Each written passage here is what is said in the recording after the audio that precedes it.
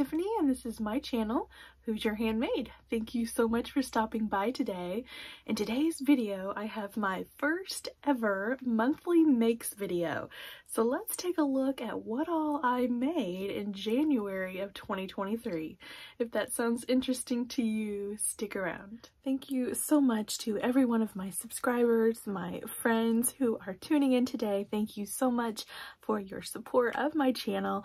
Welcome if you are new here. It is so good to have you. Look down below, make sure you're subscribed. If you're new, please consider subscribing. It would mean so much to me to welcome you into this community. Give this video a thumbs up. This is a new venture for me here with this monthly makes video, so give it a thumbs up if you like this kind of content, and leave a comment down below. I would love to chat with you. Have you made any of these items, or are you planning to, or what have you made in the month of January? So yeah, I decided that it might be fun to do a monthly makes video. I thought it might be fun to get all of my makes together in one video. Now I do Friday Sews videos, so I usually talk about these all month long, and I'll even show them and maybe do small reviews on these items within my Friday Sews videos.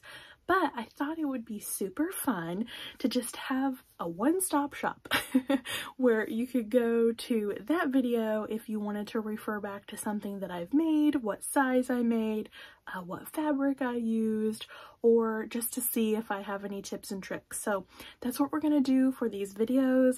Obviously this is my first one, so I'm learning as I go. So I will try to give you the sizing that I used, any adjustments that I made, how I liked the pattern, and then show you some pictures of it on me. Some of these are not for myself. I do so for my little girl. Her name is Addie and she is 2 years old. And then I sew for family members as well. So some of these are for them, but a lot of them are for me. So if you're following me on Instagram, you probably have already seen all of these pictures of me in them. If you're following my Friday Sews, if you would like to go follow my Instagram, it is hoosier.handmade, and I would love to follow you back and follow your sewing journey as well.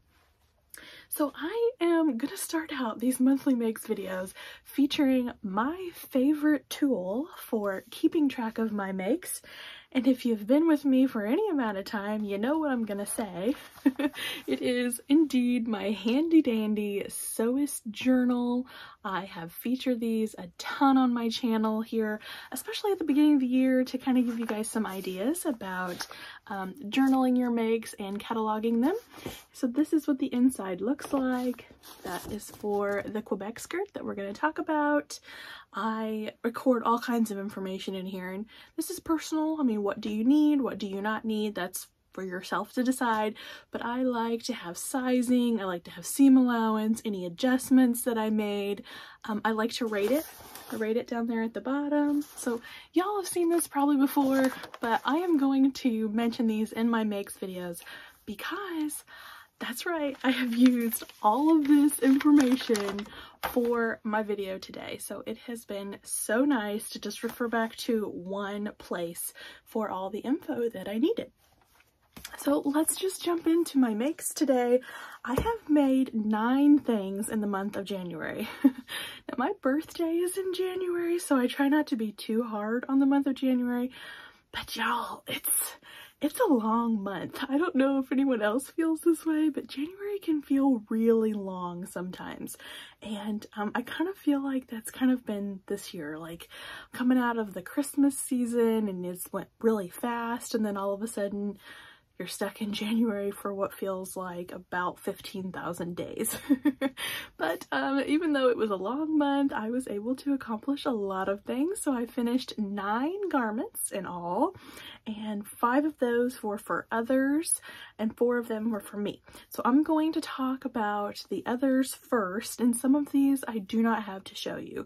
I have 1, 2, 3.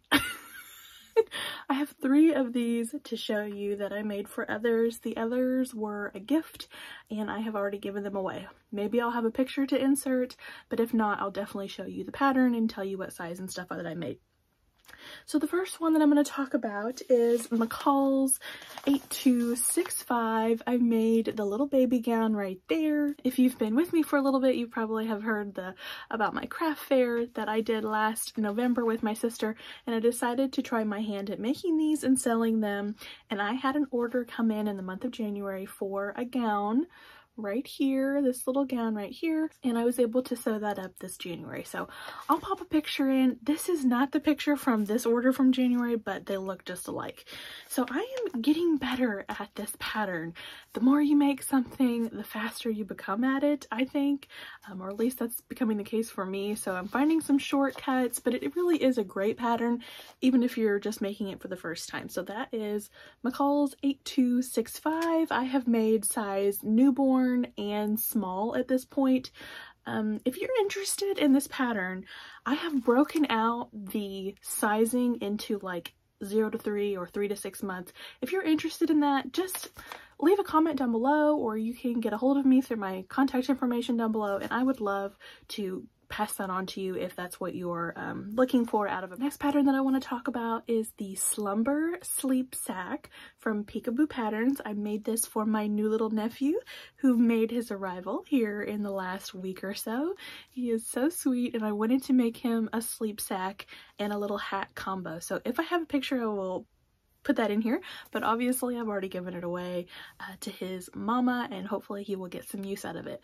Amazing pattern. I made the size newborn. It was an amazing pattern to sew up. It was a really fun and easy make. I completely lined that sleep sack, and then you put snaps or poppers, whatever you want to call them, up at the top at the shoulders.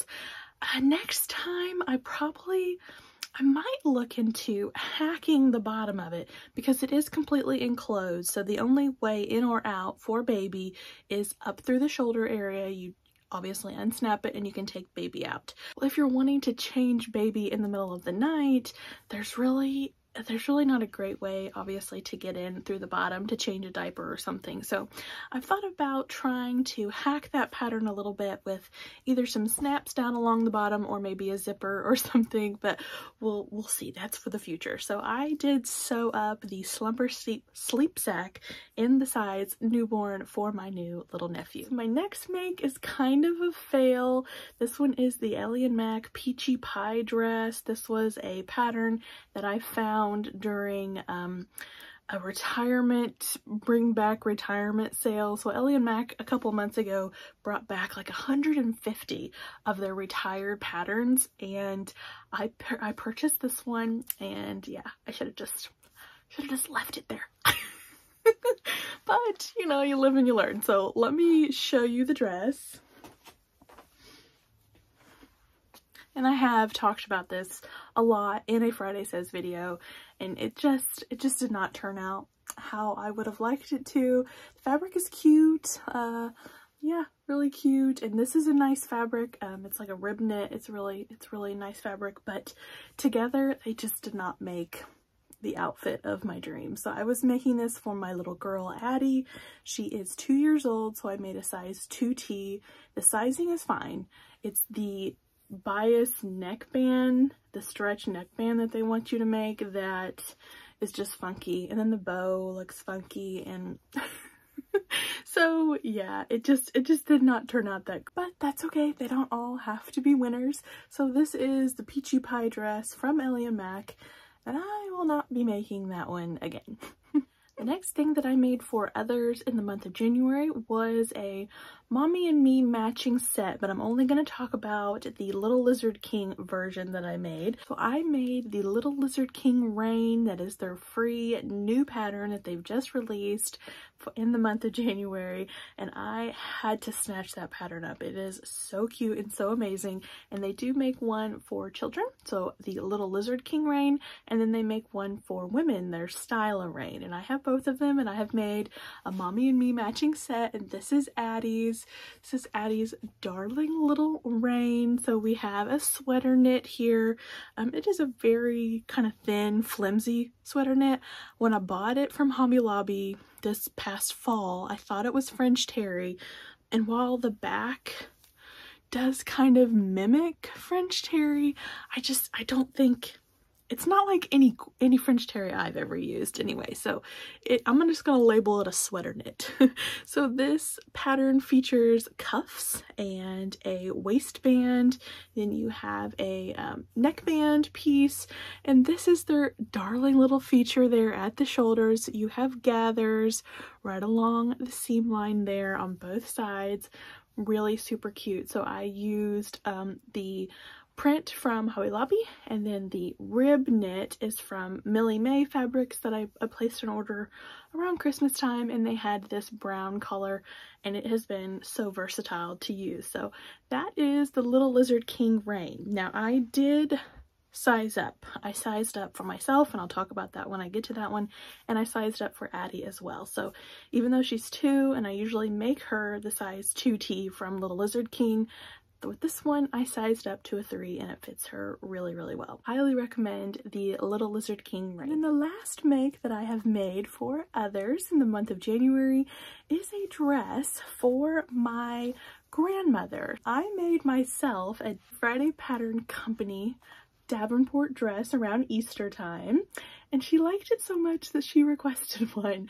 So I have made her the Friday Pattern Company Davenport, and I have hacked this thing quite a bit, so hopefully I can put in some pictures, but it is really, really long at her request, and full length sleeves.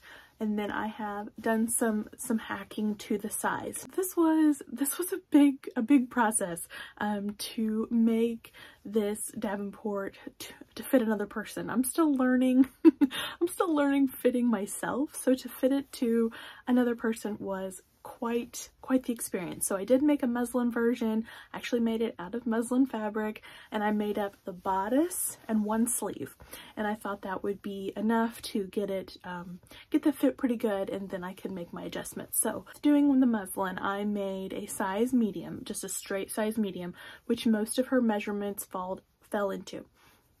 But upon trying it on, she needed a little bit more room in the bodice area, so I have used 2 different sizes for this dress, and it still has turned out really, really beautiful. So the bodice front and back are large. You have a neck piece here where this elastic goes into, and that piece I have made large. The yoke, so this is a yoke right here. It's hard to see because the fabric's really busy, but this is a yoke. And then you have yoke pieces here and here on the shoulder pieces, and all of those are large. However, I have graded them down on the shoulders to be a medium because the medium sat really, really well on her shoulders. So I have just moved the lines. I just graded as best as I could back to a medium up here at the shoulders. And then subsequently the sleeves are still mediums, the flutter is a medium, and then the bottom I have made medium as well because this is a really flowy skirt and she'll have plenty of room, I think, to move around in. So that was the size hacking that I did. And then the other hack that I did was I lengthened, first of all, I lengthened the bodice front and back by 1 inch because it was a little short for her. And I lengthened this bottom tier. Let me see if I can show you. So this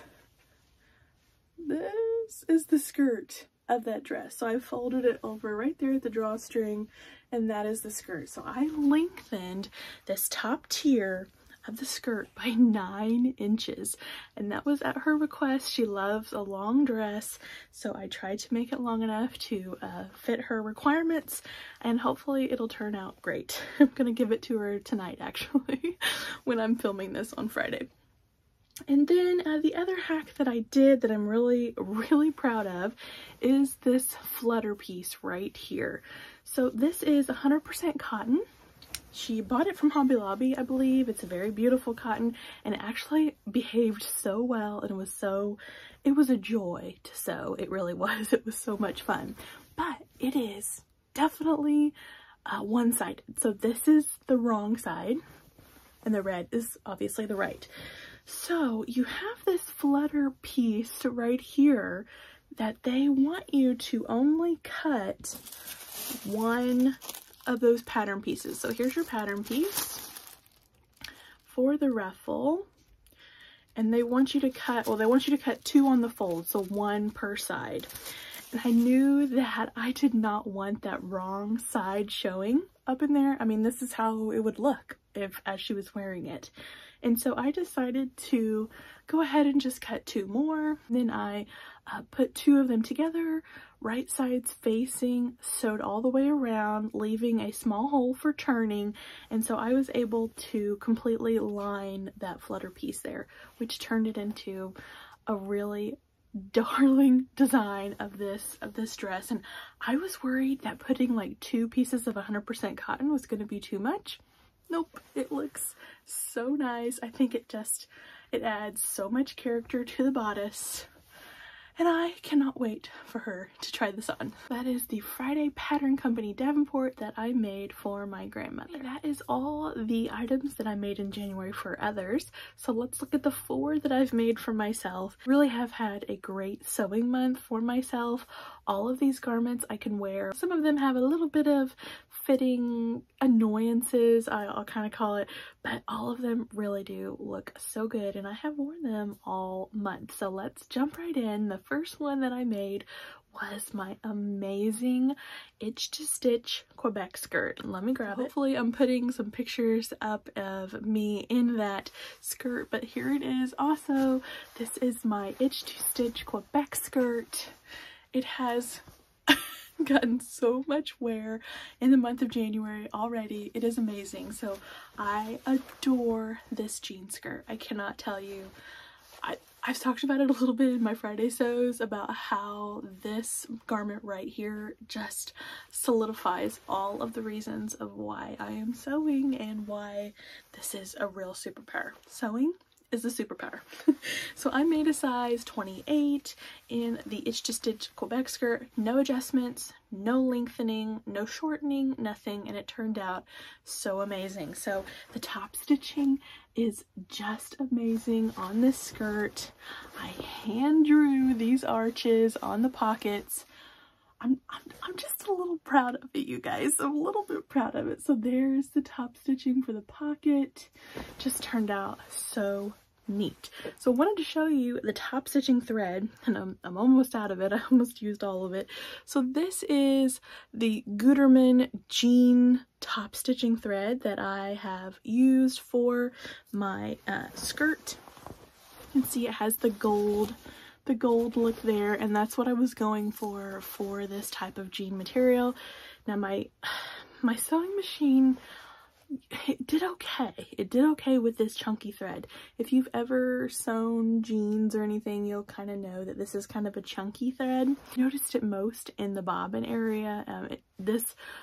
Hardly any of it goes onto the bobbin, first of all, because the thread is chunky, so not very much goes onto your bobbin at one time, so I had to fill my bobbin a couple times, but mostly I noticed it in the bobbin. So I'm not real sure if you are supposed to use this jeans thread in the bobbin or not, so let me know if you know down below in the comments. I would love to hear from you. So that is my itch to stitch Quebec skirt.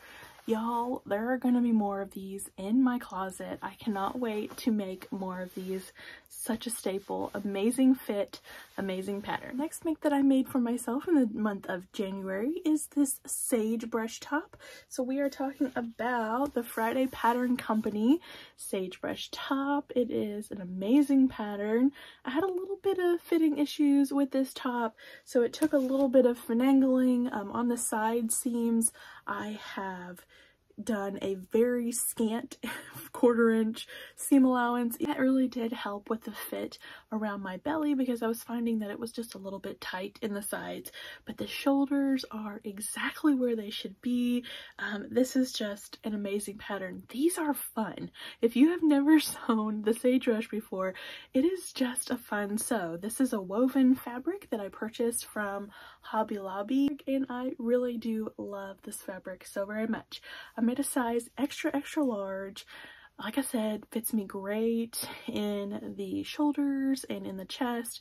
just a little bit tight around the belly. So the next time I'll probably try to grade out to a different size, but this shirt has gotten so much wear already this month.